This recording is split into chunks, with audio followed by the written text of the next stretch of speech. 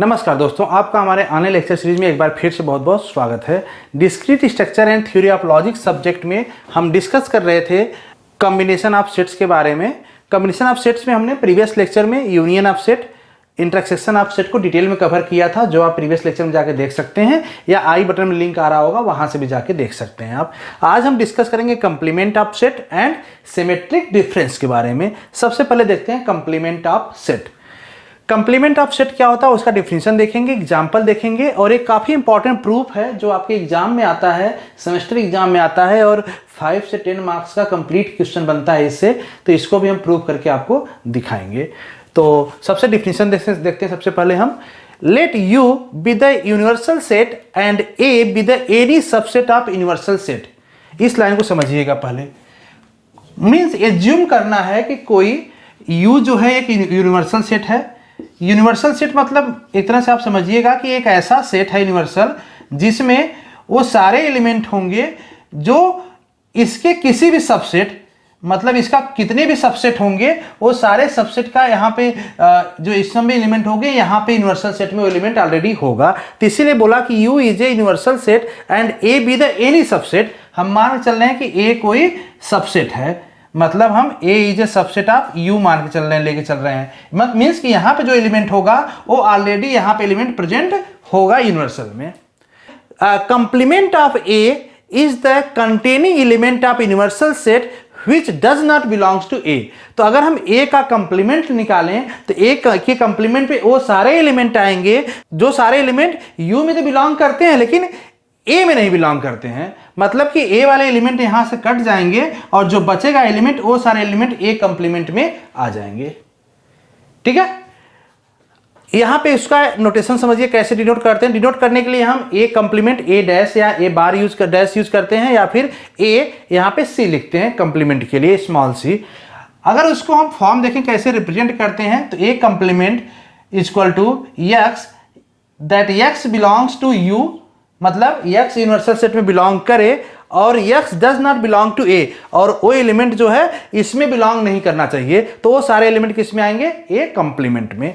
जैसे एग्जांपल के लिए देखिए, यहां पे हमने यूनिवर्सल सेट U लिया जिसमें एलिमेंट आया 1 2 3 4 5 6, ठीक है, और हमने A लिया जो A क्या है? A सबसेट ऑफ U ही होना चाहिए। देखिए यहां पहले लिखा है universal set and A be any subset of E, तो अगर इस कंडीशन सेटिस्फाई करेगा तभी A सबसेट ऑफ U होना चाहिए। मतलब कि यहां पे क्या है? 1 4 6। देखिए 1 4 6 ऑलरेडी यहां पे होगा कहीं ना कहीं, ठीक है, क्योंकि U सुपर सेट है, A उसका सबसेट है। तो क्या निकल जाएगा अगर हम A कंप्लीमेंट निकालें? तो इसका कहने का मतलब कि ये सारे एलिमेंट जो U में तो बिलोंग कर रहे हैं, U मींस यूनिवर्सल सेट में बिलोंग कर रहे हैं लेकिन A में बिलोंग नहीं कर रहे हैं, तो मतलब A में जो बिलोंग कर रहे हैं 1 4 6 एक कट जाएंगे, 1 4 6 कट जाएंगे, बाकी एलिमेंट क्या बचे? 2 3 5, 2 3 5, यही आ जाएगा आपका A कंप्लीमेंट। ठीक है, एक और एग्जांपल, छोटा एग्जांपल समझिएगा। अगर हम U इक्वल टू ले लें A B C D up to D E up to Z तक, ठीक है, मतलब इसमें कोई भी लेटर मिसिंग नहीं है, सारे A से लेके Z तक सारे अल्फाबेट हैं इसमें। अगर हम A ले लें, A equal to A E I O U, तो अगर हम निकालें अब A कंप्लीमेंट, तो A कंप्लीमेंट में कौन कौन से एलिमेंट आएंगे?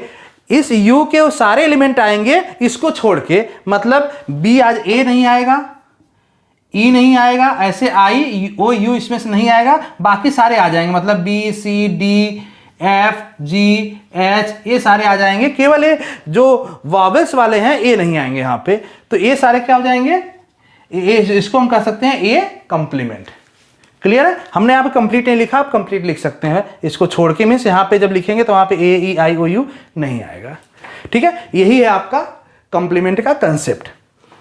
अब जो एग्जाम में क्वेश्चन आता है इससे रिलेटेड एक थ्योरम है जिसको डी मॉर्गन्स लॉ कहते हैं हम। डी मॉर्गन्स लॉ में A यूनियन B का complement equal to A complement intersection B complement A rule होता है। ऐसे ही A इंटरसेक्शन B का whole complement equal to A complement union B complement A rule होता है। इसी को हम प्रूव करके देखेंगे।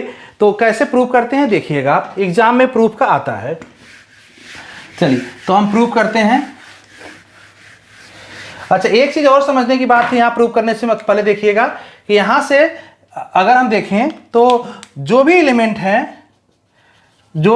x होगा, अगर x देखिए x बिलोंग कर रहा है किसमें, u में, तो x a में बिलोंग नहीं करेगा। अभी आप देखे थे ना यहाँ पे कि मतलब जो x u में बिलोंग कर रहा है तो a में x एलिमेंट a का एलिमेंट तो नहीं होगा जब हम निकालेंगे कंप्लीमेंट। तो अगर हम कंप्लीमेंट निकाल रहे हैं तो कोई एलिमेंट जो u में बिलोंग कर रहा है वो a में नहीं होगा, वही कंप्लीमेंट में आएगा।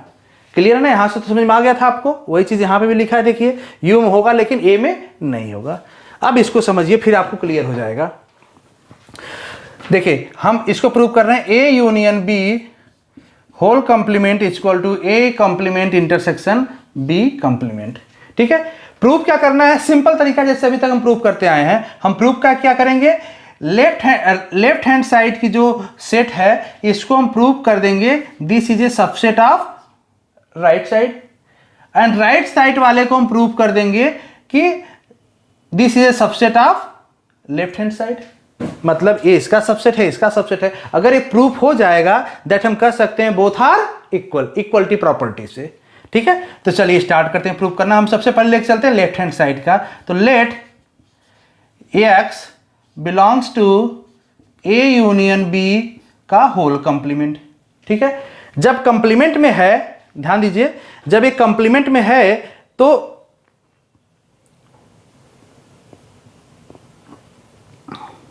जब कंप्लीमेंट में है तो हम इसको ए भी तो कह सकते हैं, A does not belongs to A union B, does not belongs to A union B कह सकते हैं ना। आप देखिए जैसे डाउट है तो एक बार फिर से क्लियर कर लेते हैं हम यहाँ पे।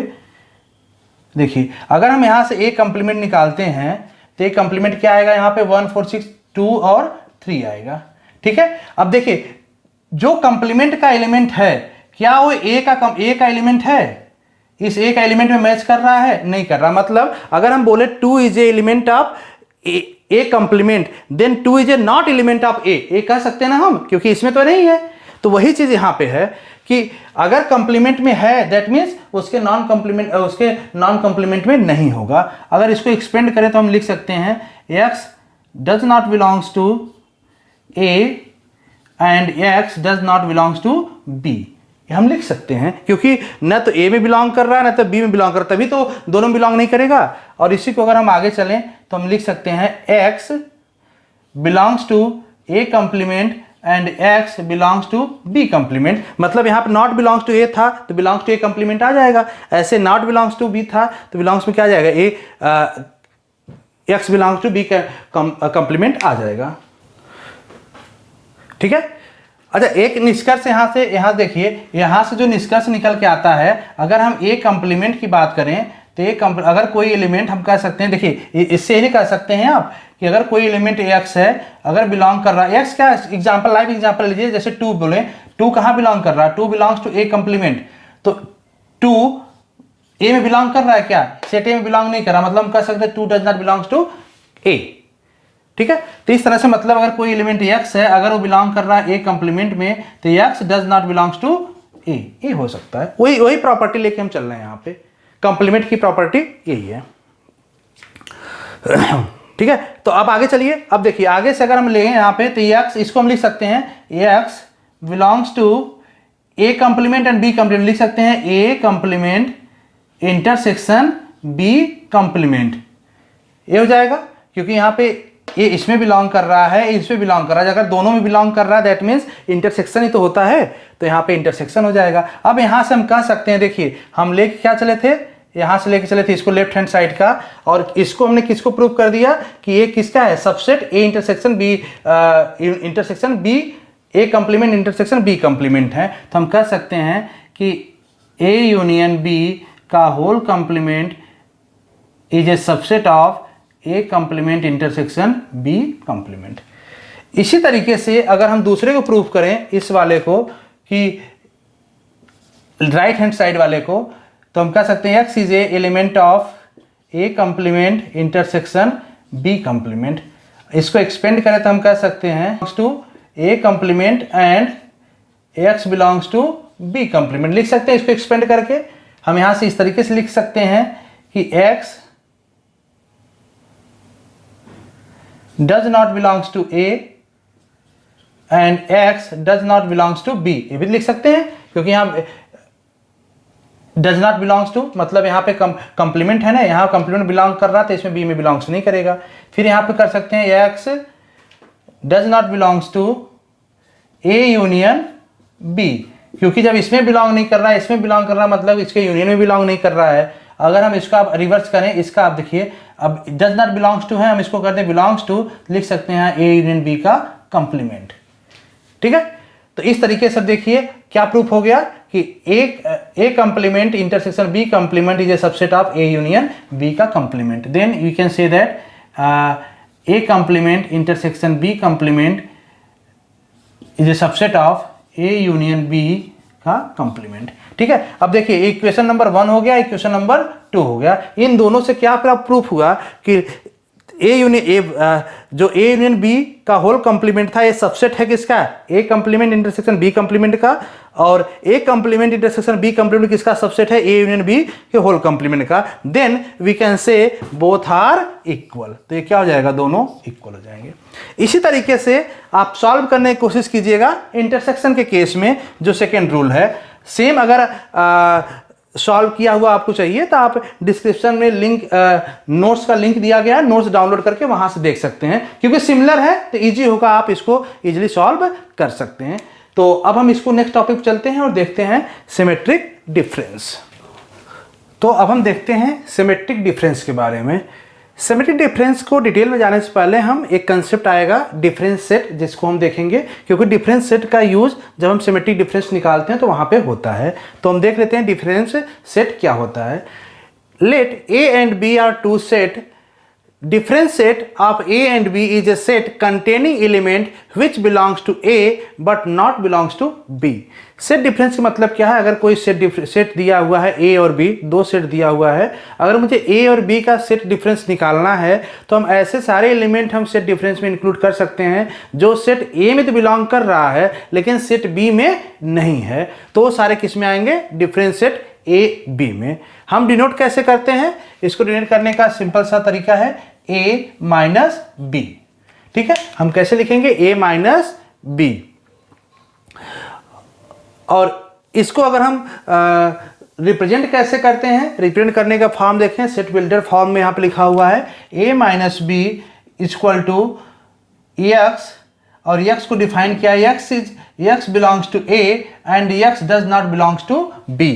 सिंपल सा मतलब है कि ऐसे सारे एलिमेंट जो x में बिलोंग कर रहे हैं लेकिन A में बिलोंग कर रहे हैं लेकिन B में बिलोंग नहीं कर रहे हैं, वो सारे कहाँ होंगे, A माइनस बी में। एक एग्जांपल समझिए, जैसे यहाँ दिया हुआ है A में कितने, सेट A में कौन कौन से एलिमेंट है, 1 2 3 4 5, सेट B में कौन कौन से हैं, 3 4 5 6 7। तो A माइनस बी क्या होगा, हम A के एलिमेंट को चेक करेंगे कि जो A में एलिमेंट है लेकिन B में नहीं है, वो सारे एलिमेंट यहाँ पे आएंगे।